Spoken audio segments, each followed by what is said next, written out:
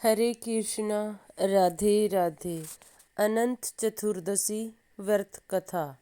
भाद्र पक्ष शुक्ल चतुर्दशी को शेष नाग शैया पर विराजमान सागर में सोने वाले विष्णु भगवान की पूजा होती है।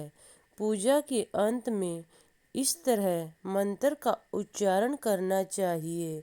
अनंत सरौ नागा नाम धीप सरो कामदय सदा भूयात प्रसन्नो से भक्त नाम भयंकर।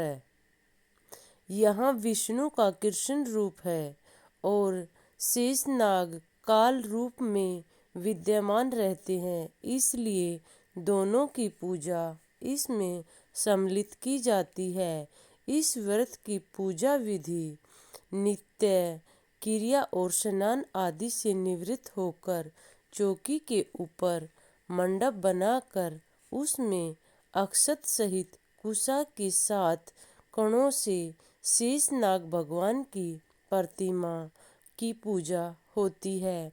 इसके समीप 14 गायें लगाकर हल्दी से रंगे कच्चे डोरे को रखे व गंध अक्षत पुष्प धूप दीपक नैवेद्य से पूजन करे। इसके बाद अनंत देव का ध्यान करके शुद्ध अनंत को अपनी बाईं भुजा में धारण करना चाहिए। यह तागा अनंत फल देने वाला होता है। अनंत चतुर्दशी कथा।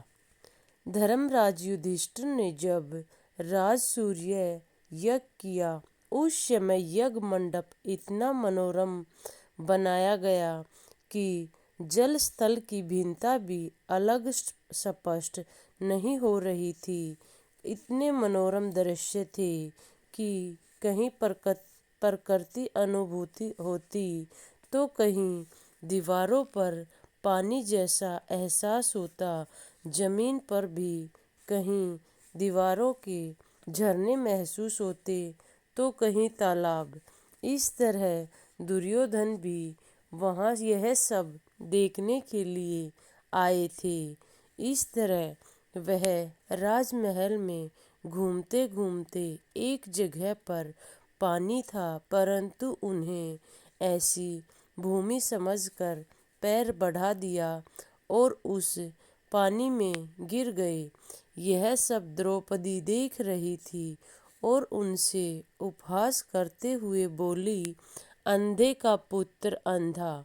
यह बात उसके हृदय को चीरती हुई अंदर तक पहुंची और मन में बदला लेने की भावना अत्यंत तीव्र रहने लगी।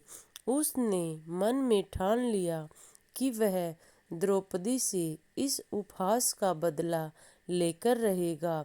वह दिन रात इस बदले की पीड़ा में जलता रहता।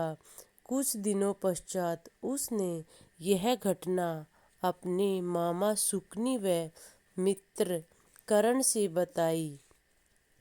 इस तरह मामा शुकनी से बातें करके उन्होंने निष्कर्ष निकाला कि द्रुत क्रीड़ा के लिए युधिष्ठिर को बुलावा भेजा जाए, क्योंकि द्रुत क्रीड़ा युधिष्ठिर को अत्यंत प्रिय थी। वह उसको मना नहीं कर सकता था और उसको हराने के पश्चात उन्हें प्रतिज्ञा अनुसार 12 वर्ष का वनवास दिया जाएगा। एक दिन भगवान श्री कृष्ण जब मिलने के लिए युधिष्ठिर से वृत्तांत कह सुना रहे थे, उसने दूर से ही युक्ति पूछी। तब श्री कृष्ण बोले कि विधि पूर्वक अनंत भगवान का व्रत करो, तुम्हारा खोया हुआ राज्य पुनः मिलेगा। इस तरह छल करके दुर्योधन उन्हें द्रुत क्रीड़ा में हरा देते हैं और उन्हें 12 वर्ष का वनवास ही हो जाता है। वह दर दर भटकते रहते हैं। इसके पश्चात वह भगवान श्री कृष्ण से सब कथा सुनाकर उससे कुछ निष्कर्ष निकालने की पूछते हैं। इस पर भगवान श्री कृष्ण अनंत भगवान का व्रत करने की सलाह देते हैं और उन्हें कथा भी सुनाते हैं।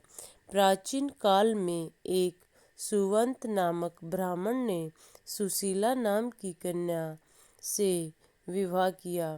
ब्राह्मण ने उसे कौंडिन्य ऋषि के साथ कर दिया। उनका विवाह कौंडिन्य कन्या के साथ कर दिया।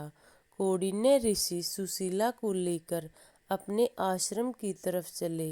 मार्ग में ही संध्या हो गई। नदी के किनारे सुशीला ने देखा वहाँ बहुत सी स्त्रियां किसी देवता की पूजा कर रही है। उन्होंने उनके पास जाकर कहा, आप किस देवता की व्रत पूजा कर रहे हो? मुझे भी इसकी महिमा विस्तार से बताएं।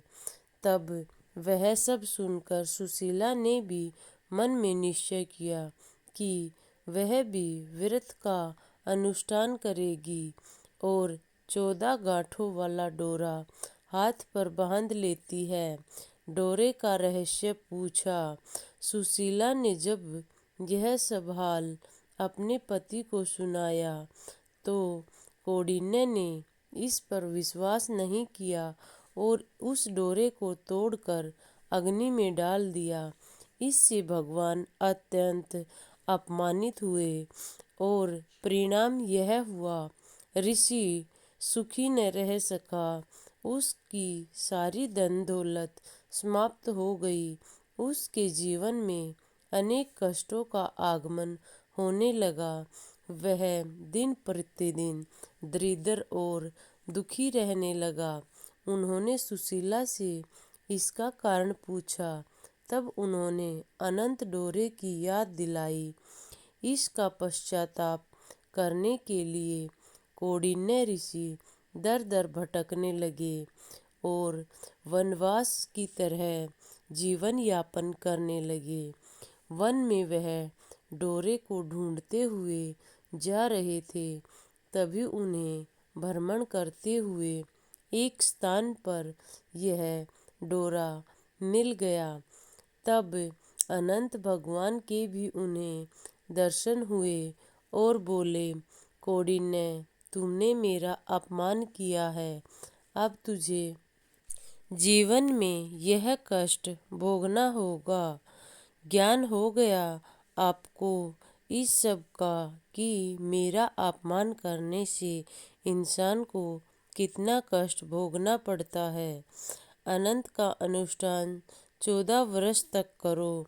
तुम्हारे सारे दुख दरिद्र नष्ट हो जाएंगे और तुम पुनः धन धान्य से पूर्ण हो जाओगे। इस तरह कौंडिन्य ऋषि ने भगवान श्री अनंत को प्रणाम किया और कहा, मुझे क्षमा कर दे प्रभु, मुझे इसका बिल्कुल भी ज्ञान नहीं था। मैं आपका यज्ञ पूरी श्रद्धा और भक्ति से करूँगा।